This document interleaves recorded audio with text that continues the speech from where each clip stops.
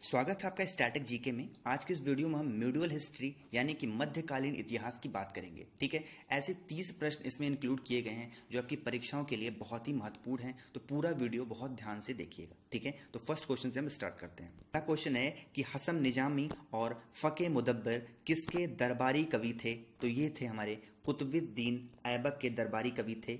A option इसका correct option हो जाएगा। नेक्स्ट है क्वेश्चन नंबर 2, मोहम्मद गौरी ने पहली बार भारत पर आक्रमण कब किया था? ठीक है, तो मोहम्मद गौरी ने सबसे पहले 1175 में मुल्तान पर आक्रमण किया था और बी ऑप्शन हमारा इसका करेक्ट ऑप्शन हो जाएगा। ठीक है, नेक्स्ट है क्वेश्चन नंबर 3, किसके काल को मुगल चित्रकला का स्वर्ण काल कहा जाता है? ठीक है, तो ये कहा जाता है जहांगीर के काल को मुगल चित्रकला का स्वर्ण काल। ठीक है, क्वेश्चन है क्वेश्चन नंबर 4, किसका काल मुगल वास्तुकला का स्वर्ण काल कहा जाता है? ठीक है, ऊपर हमने पढ़ा था चित्रकला का स्वर्ण काल किसे कहा जाता है, तो वो थे जहांगीर, लेकिन यहाँ बात की जा रही है वास्तुकला का स्वर्ण काल, तो वो हो जाएगा हमारा शाहजहां। ठीक है, शाहजहां ने क्या क्या बनवाया था? देखिए, ताजमहल बनवाई थी, मोती मस्जिद बनवाया था, जामा मस्जिद बनवाया, लाल किला बनवाया था, इसीलिए इनके काल को जो है मुगल वास्तुकला का स्वर्ण काल कहा जाता है। तो सी ऑप्शन हमारा इसका करेक्ट ऑप्शन होगा। ठीक है, नेक्स्ट है क्वेश्चन नंबर 5, मोहम्मद बिन कासिम ने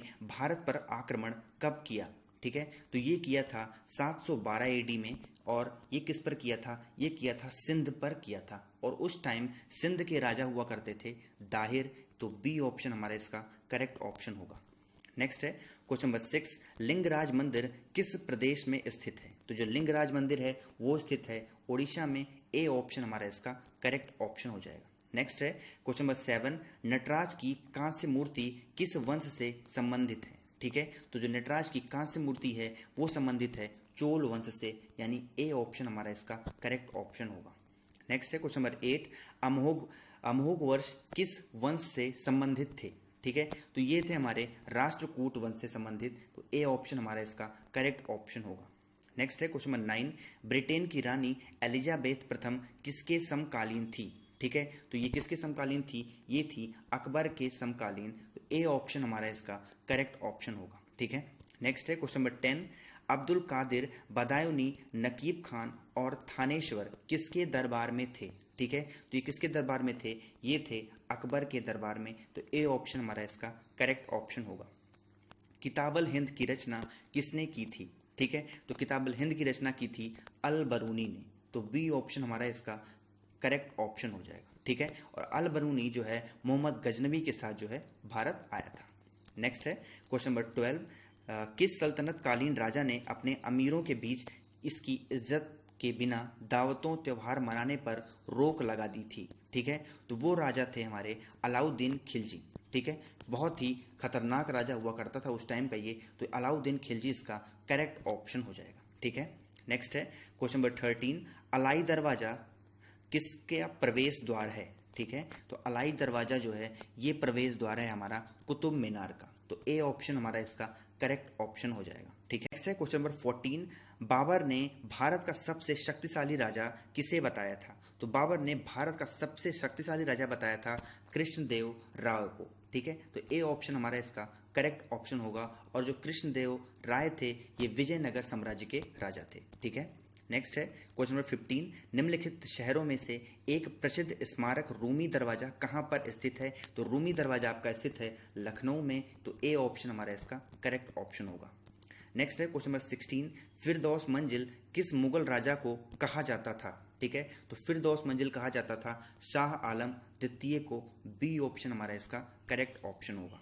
नेक्स्ट है क्वेश्चन नंबर 17, मेहरुन्निसा किस नाम से प्रचलित थी? तो मेहरुन्निसा जो है ये प्रचलित थी नूर जहां के नाम से, और नूर जहां किसकी वाइफ थी, किसकी बीवी थी? ये थी जहांगीर की बीवी थी नूर जहां। ठीक है, तो ए ऑप्शन हमारा इसका करेक्ट ऑप्शन होगा। नेक्स्ट है क्वेश्चन नंबर 18, शराब गुटखा किस रहस्यवादी कवि की हस्तलिपि है? ठीक है, तो ये है भगत पीपा की, तो ए ऑप्शन हमारा इसका करेक्ट ऑप्शन होगा। नेक्स्ट है क्वेश्चन नंबर 19, कबीर किसके शिष्य थे? ठीक है, ये क्वेश्चन एक तरीके से और पूछा जाता है कि कबीर के गुरु कौन थे, लेकिन इसमें पूछा है कबीर किसके शिष्य थे, तो बात एक ही है, तो कबीर के जो गुरु थे वो थे रामानंद, तो ए ऑप्शन हमारा इसका करेक्ट ऑप्शन होगा। नेक्स्ट है क्वेश्चन नंबर 20, अकबरनामा किस भाषा में है? ठीक है। तो अकबरनामा है फारसी में, तो ए ऑप्शन हमारा इसका करेक्ट ऑप्शन होगा। नेक्स्ट है क्वेश्चन नंबर 21, मोहम्मद गौरी का अंतिम अभियान किसके खिलाफ था? तो मोहम्मद गौरी का जो अंतिम अभियान था वो खिलाफ था खोखर के खिलाफ, तो ए ऑप्शन इसका करेक्ट ऑप्शन होगा। नेक्स्ट है क्वेश्चन नंबर 22, महमूद गजनबी के साथ कौन भारत आया था? ठीक है, तो मोहम्मद गजनबी के साथ अल बरूनी जो है वो भारत आया था, तो ए ऑप्शन हमारा इसका करेक्ट ऑप्शन होगा। नेक्स्ट है क्वेश्चन नंबर 23, औरंगजेब किस वाद्य यंत्र बजाने में निपुण था? ठीक है, तो औरंगजेब जो है वो वीणा बजाने में बहुत ही निपुण था और ये संगीत प्रेमी था, तो ए ऑप्शन हमारा इसका करेक्ट ऑप्शन होगा। नेक्स्ट है क्वेश्चन नंबर 24, इल्तुतमिश द्वारा 175 ग्राम का चांदी जारी किया गया सिक्का किस धातु का था? ठीक है, तो ये धातु थी चांदी। ठीक है, इल्तुतमिश ने चांदी का 175 ग्राम का सिक्का जो है वो जारी किया था, तो बी ऑप्शन हमारा इसका करेक्ट ऑप्शन होगा। नेक्स्ट है क्वेश्चन नंबर 25, मलेविद और वेल्लोर के मंदिर किस वंश के राजाओं ने बनवाए थे? ठीक है, तो जो मलेविद और वेल्लोर के मंदिर हैं ये बनवाए थे होयसल के राजाओं ने, तो बी ऑप्शन हमारा इसका करेक्ट ऑप्शन। अगला प्रश्न है प्रश्न नंबर 27, निम्नलिखित में से सही क्रम क्या है? ठीक है, तो देखिए सबसे पहले आए थे गुलाम वंश, फिर आए थे खिलजी वंश, फिर आए तुगलक वंश और अंत में आए थे कौन? लोदी वंश, तो डी ऑप्शन हमारा इसका करेक्ट ऑप्शन हो जाए। क्वेश्चन नंबर 28, 1576 का वर्ष किस युद्ध के लिए प्रसिद्ध है? तो जो 1576 का युद्ध है ये प्रसिद्ध है हल्दी घाटी के युद्ध के लिए, तो ए ऑप्शन हमारा इसका करेक्ट ऑप्शन होगा। ठीक है, हल्दी घाटी का युद्ध किसके बीच में लड़ा गया था? अगर आपको पता है तो आप कमेंट बॉक्स में जरूर बताइएगा। ठीक है, नेक्स्ट है क्वेश्चन नंबर 29, पानीपत का तीसरा युद्ध किसके बीच में हुआ था? ठीक है, तो जो पानीपत का तीसरा युद्ध था ये हुआ था मराठा और अफगान के बीच में, डी ऑप्शन हमारा इसका करेक्ट ऑप्शन होगा। ठीक है, नेक्स्ट क्वेश्चन है क्वेश्चन नंबर 30, आगरा की कौन सी इमारत मास्को के सेंट कैथेड्रल की तरह है? तो ये आपका मोती मस्जिद है, तो ए ऑप्शन इसका करेक्ट ऑप्शन हो जाएगा। ठीक है, ये हमारी रही 30 क्वेश्चन की सीरीज। आई होप कि वीडियो आपको ज़रूर पसंद आई होगी। वीडियो आपको पसंद आई है तो प्लीज़ वीडियो को आप लाइक, शेयर और सब्सक्राइब जरूर कर दें। Thank you so much for watching this video.